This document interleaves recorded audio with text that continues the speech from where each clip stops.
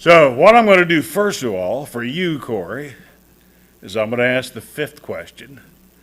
Why would you pick a song before a guy's sermon? It won't be very long. Not the worst I'd ever had. I preached one time and they led the song Ready to Suffer. So this one's not too bad. I'm going to tell you just a little bit about, I guess, one of my habits. It's a good one. I'm not going to tell you my bad ones tonight, but every morning I get up. I'm kind of an early morning person anyhow, and I get up early and do a daily devotional, and I text it out to about 40 different people that I have on the list. And what I do is we have daily Bible readings in our church bulletin, and I take it from that daily Bible reading every day. And that's where I get a lot of my sermons from. I think we aren't going to go wrong just studying the Word of God. That's what we do. And that's where this comes from. Tonight, the study is how to write out of Mathew 23 or 22.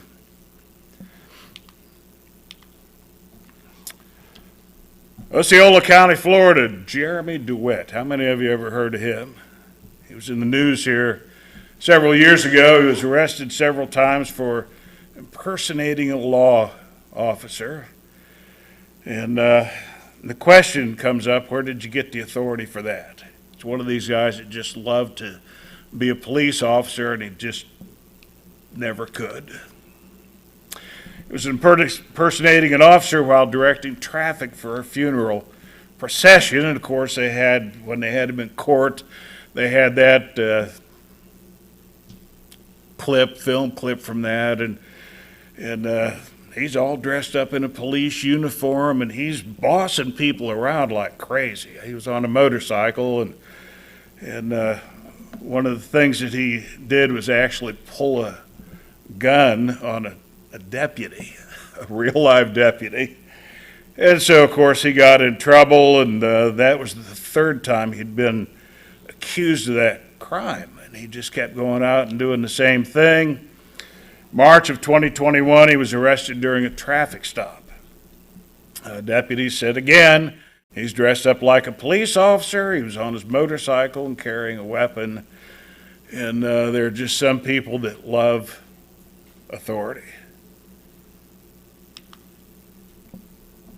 Matthew chapter 21, Jesus makes his triumphal entry into Jerusalem, and he overturns the tables of the money changers. And of course, less than a week after his triumphal entry into Jerusalem, he is crucified in that very same.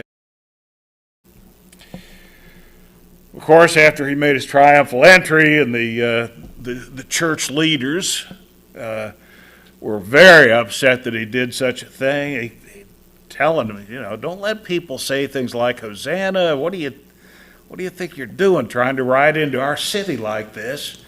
Then when he turned the money changers' tables over, they really got upset. Jesus entered the temple courts, and while he was teaching, the chief priests and the elders of the people came to him. By what authority are you doing these things, they asked. And who gave you this authority? Jesus replied, I will also ask you one question.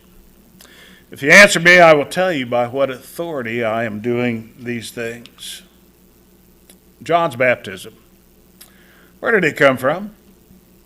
Was it from heaven or from men? They discussed it among themselves and said, if we say from heaven, he'll ask them, why didn't you believe him? But if we say from men, we're afraid of the people, for they all hold that John was a prophet. So they answered Jesus. Love this answer. We don't know. Then he said, neither will I tell you by what authority I am doing these things. Did you notice how they dealt with the question? They, first of all, got together just with themselves. They didn't ask anybody else. They're going to deal with this themselves. And did you notice they never really dealt with the question. They never asked each other, where did John's baptism come from? What's going to be the best for us? And the answer to that was nothing. And so they just said, we don't know.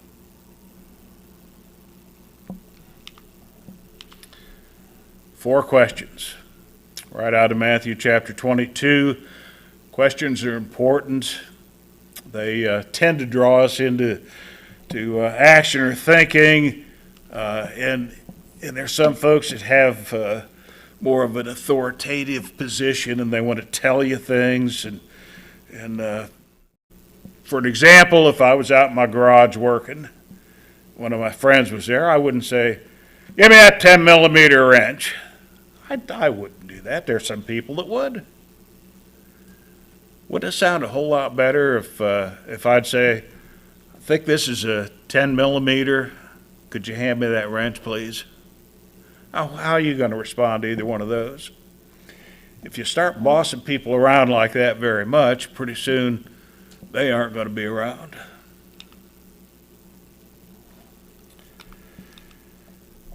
Ever heard of the third degree? It's an expression I suppose most of. I'm just curious. If you ever heard of a third degree, please raise your hand. And if you don't raise your hand, I'm going to give you the third degree later on to find out why you didn't raise your hand. It's an intense or harsh way to question a suspect. And of course, it's used primarily, or was with the police. Do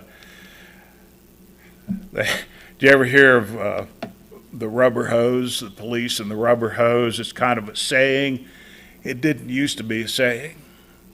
Up until the 1930s, the reason that it became the third degree is because the first degree, they asked questions. The second degree, they pressured you to give answers. The third degree was when they started using physical intimidation. And they did use the rubber hose.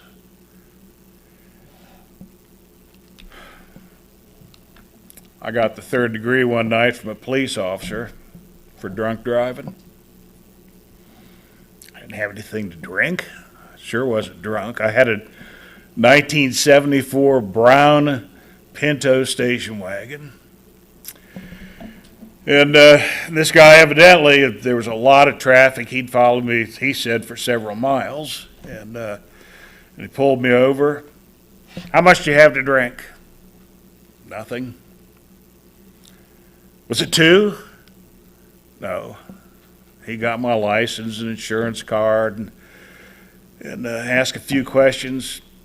Was it 2 drinks? Is that what you had? No, sir. I did not have anything to drink. And I had my family with me. Took me back into the police car. He'd asked me a few questions. What'd you have, 2 beers? I said, I didn't have anything to drink. This is like 2 o'clock in the morning. I was at my brother's place in Akron, Ohio, and we're heading back home. And he says, well, I smell it on you. I said, you might smell a lot of things on me, but that's not one of them. And finally, he reluctantly let me go. Never gave me a breathalyzer. Kind of wish he would have, but that was probably as close as I ever got to third degree from the police officer.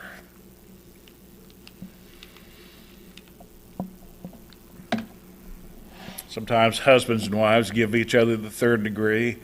You look, there's a Walmart, you think, well, my wife or I, we depending on who's going in the store, is there anything you need or you want at the store? That's fine. That's not the third degree. This is more like the third degree. What'd you park here for? Empty space. There were no cars there.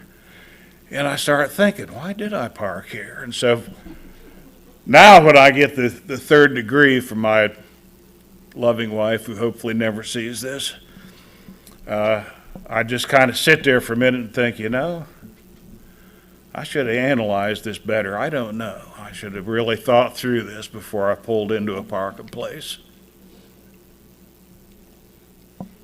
Questions? We ask them. We need to ask them. We need to answer them. There's a lot of value in questions. Widens our knowledge, but it also motivates us to learn more things, and just how we learn and teach in a simple way to transfer information. A lot of times, I'm sure people do this to you too, they'll ask you why somebody else did something. And sometimes I feel like I'm on the spot, like I got to answer for them, and I kind of change that. I don't know, you probably ought to ask them. That's how we know what people think. Just ask.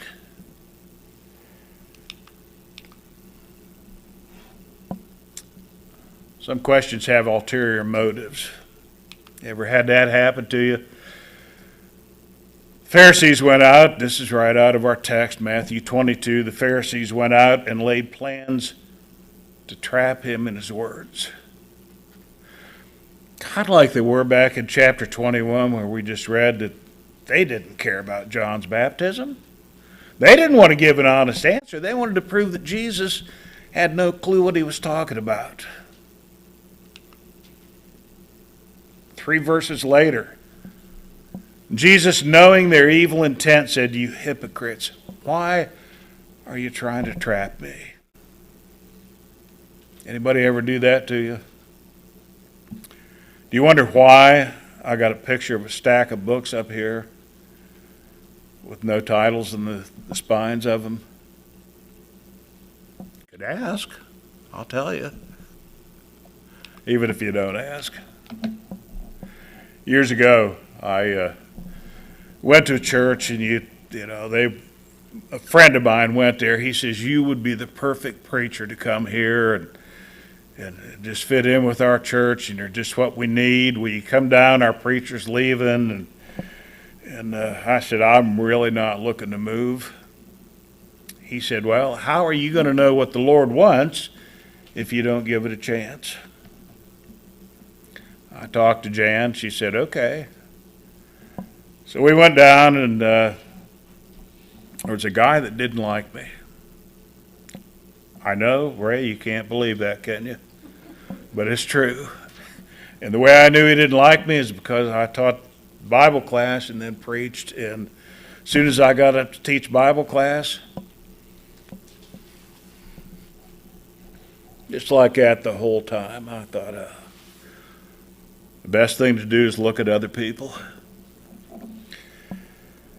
Got done teaching class and preaching, and several of the men, we sat around this big round table, and they had questions. What do you think about a preacher ought to do for office hours and hospital visitation, and what kind of sermons do you preach, and just a lot of questions like that. And this guy's sitting there, only one taking notes.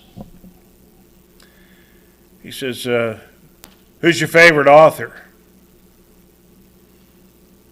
That was a question with ulterior motives, and I knew it. I knew exactly what he wanted. He knew that whoever I read as an author, I was going to think just like they did, and if it was somebody he liked, that'd be good. If it was somebody he didn't agree with, he wouldn't like me. I didn't say what I wanted to say. I wanted to say Stephen King, but I didn't. But it was almost that bad. I said, "Well, I don't know." He said, "Well, what books do you read? What do you like?" I said, "It changes. It changes. Right now, I would say probably Luke." Legitimate answer. Made him mad. He's over, I thought he was going to push a pencil and tear that paper, but he wrote down non-responsive. I responded. Questions with ulterior motives. Jesus' own disciples asked him a question to trap him one time, James and John, who possibly there's some evidence they could have been his cousins in the flesh. James and John, the sons of Zebedee, came to him. Teacher, they said, we want you to do for us whatever we ask. Ever have anybody ask a question like that? I want you to do me a favor. And they're hoping you say, well, okay. And then it's something you wouldn't even think about doing. Kids use this technique a lot of times, hoping they're going to trap their parents. And, Dad, will you do something nice for me? Well, sure, son, whatever you want. I'd like $100. Well, you better go look somewhere else. And of course, Jesus didn't say, I'll do anything you guys ask. He said, what is it you want? And they didn't get what they wanted. They got what God gave them. First question we're looking at, is it right to pay taxes to Caesar or not? And I want you to notice when we read through this text, the Pharisees and the Herodians joined together. The Pharisees and the Herodians did not like each other. If you'd pick out two common enemies and join them together, that's what happened here. The Herodians were, they liked the Romans. They liked paying taxes. They liked the Roman government, and the Roman government in turn treated them really good. The Pharisees hated the Roman government, and they hated paying taxes. And who are these people to come in and occupy our city and then charge us money to do it? And here they are. My enemy has become my friend to defeat an enemy that I hate a whole lot more, and his name was Jesus. Then the Pharisees went out and laid plans to trap him in his words. And you got to feel a little sorry as we look through this text, because how are you going to prove Jesus to be wrong? Nothing but failure there. They sent their disciples to him along with the Herodians. Teacher, they said, we know that you're a man of integrity and that you teach the way of God in accordance with the truth. You aren't swayed by men because you pay no attention to who they are, and everything they said was exactly right. And they didn't believe a word of it. They were so phony. And so the Herodians, they thought, we got Jesus in this trap. If he says, well, I think it's pretty important to pay taxes to the Roman government, the Pharisees are just going to jump all over him because they had every legitimate reason not to. And if he would be right with the Pharisees and say, I don't think we ever ought to pay taxes, the Herodians would have all kinds of reasoning to show that Jesus was wrong. And tell us, what's your opinion? Is it right to pay taxes to Caesar or not? But Jesus, knowing their evil intent, said, you hypocrites, why are you trying to trap me? Show me the coin used for paying the tax. They brought him a denarius, and he asked them, whose portrait's this? And whose inscription? Caesar's, they replied. But he said to them, give to Caesar what's Caesar's, and to God what is God's. When they heard this, they were amazed, so they left him and went away. He belonged to God. They didn't. I thought about the devil. Luke chapter 4, Jesus goes to the wilderness for 40 days. He's tempted. And Luke adds this, and Mathew doesn't have this, but Luke says, the devil, after he'd finished all his tempting, left Jesus until a more opportune time.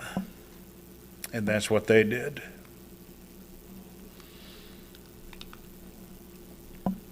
Next question. The Sadducees. Sadducees did not believe in angels, didn't believe in spirits, didn't believe in heaven and hell, didn't believe in a life hereafter. And so what they're going to do is prove to this man who was going to be crucified later that week and raised before another week comes into existence, they're going to prove to him there's no resurrection. The same day, the Sadducees, who say there is no resurrection, came to him with the question. Teacher, they said, Moses told us that if a man dies without having children, his brother must marry the widow and have children for him. Now there were 7 brothers among us. The first one married and died, and since he had no children, he left his wife to his brother. And they're right. This is exactly what the law of Moses said to do. It gets a little murky here. The same thing happened to the second and third brother, right on down to the 7th. Come on. I mean, that's not going to happen. I know that's not going to happen because if I'd have been the 4th or the 5th brother, I'd have said, I'm going somewhere else. This woman is bad luck. Nobody got to do that. If it happened. Finally, the woman died. This is what we call a straw man. Setting up some kind of a scenario. And then instead of going to the real issue about the resurrection, they're talking about a woman that's been married to 7 different brothers and never had any kids. What's that got to do with the resurrection? It kind of reminded me of the question that was posed to me, who is your favorite author? It's a straw man, because quite frankly, other than 66 books that I agree with entirely, there's not ever a book that I read that I would look up the author and say, I want to be just like this man. I think everything just like he does. It's a straw man. If you want to know what I think, ask me. I'll tell you. Now then, they got him. Now then, at the resurrection, whose wife will she be of the 7, since all of them were married to her? And in their minds, they thought, we just proved it. There can't be a resurrection. What would God do? He'd be so puzzled. He'd just have to say, well, I guess there won't be a resurrection. I don't know who's going to be her husband. Jesus replied, you are in error because you do not know the Scriptures or the power of God. At the resurrection, people will neither marry nor be given in marriage. They will be like angels in heaven. But about the resurrection of the dead, getting back to the topic, have you not read what God said to you? I am the God of Abraham, the God of Isaac, and the God of Jacob. He's not the God of the dead, but of the living. When the crowds heard this, they were astonished at his teaching. Next. This is the third question, Corey. So you never should have sang, it won't be very long. Hearing that Jesus had silenced the Sadducees, the Pharisees got together. One of them, an expert in the law, tested him with this question. And so they got together with their enemies, the Herodians. That didn't work. They thought, we're going to get F. Lee Bailey. Most of us older people know who that was. And this guy's never lost a case. He's so smart. He'll trap Jesus. One of them, an expert in the law, tested him with this question. Teacher, which is the greatest commandment in the law? And if you didn't know this text, what would you say? A lot of people have, well, maybe faith or love or kindness or goodness.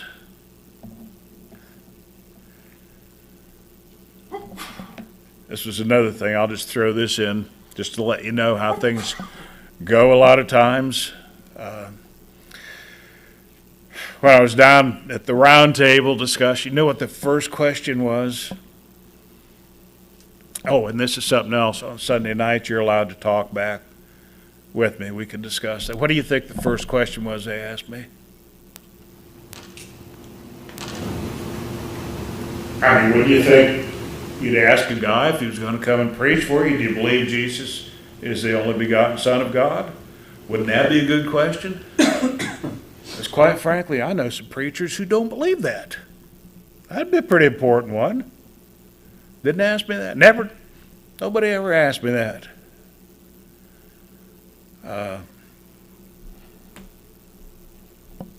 What's your stand on divorce and remarriage?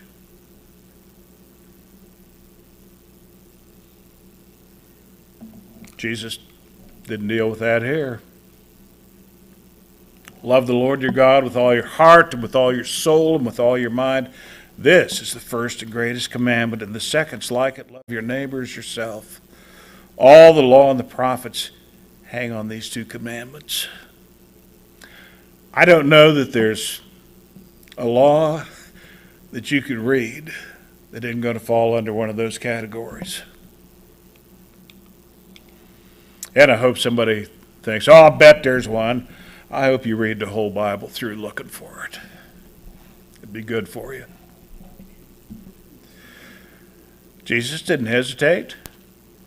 He didn't stammer around. He didn't say, well, there's a lot of good laws out there. I'm going to have to think it over. This is it. You love the Lord your God with all your heart, soul, and strength. And then I'm going to throw a little bonus in. Love your neighbors yourself. That's the second one. Everything's based on those. What's your answer to the question? What's the greatest commandment? Well, of course, we're going to say the same thing Jesus did, and we ought to. What does your life say? How do you live? Fourth question. Now it's Jesus' turn. While the Pharisees were gathered together, Jesus asked them, what do you think about the Christ? Whose son is he? The son of David, they replied. He said to them, how is it then that David, speaking by the Spirit, calls him Lord? For he says, the Lord said to my Lord, sit at my right hand until I put your enemies under your feet. If David calls him Lord, how can he be a son? No one could say a word in reply, and from that day on, no one dared to ask him any more questions. I got 3 boys. I've called them a lot of things. Lord is not one of them.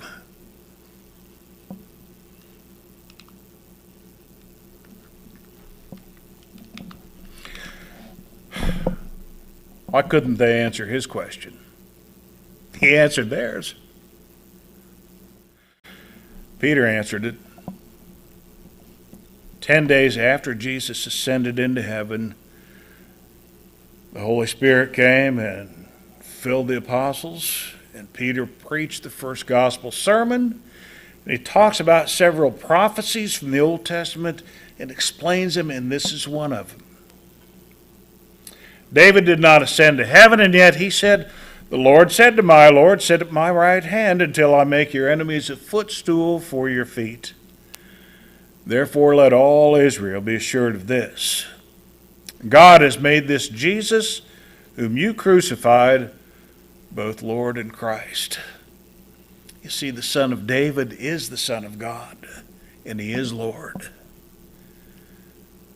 And now you know why they couldn't answer it. They didn't believe it.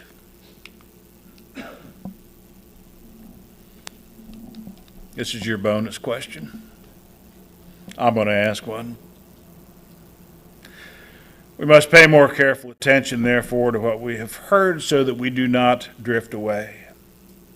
For if the message spoken by angels was binding, and every violation and disobedience received its just punishment, how shall we escape if we ignore such a great salvation? Questions are wonderful. They make us think. They make us do a little bit of introspection. And I want to leave you with this, and I want you to think about it. If you neglect the salvation that came through Jesus Christ, and that's what the book of Hebrews is all about. It's about the superiority of Christ and his covenant over Moses and his covenant. If you neglect that, how are you going to escape?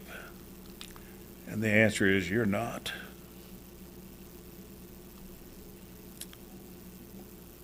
Think it over.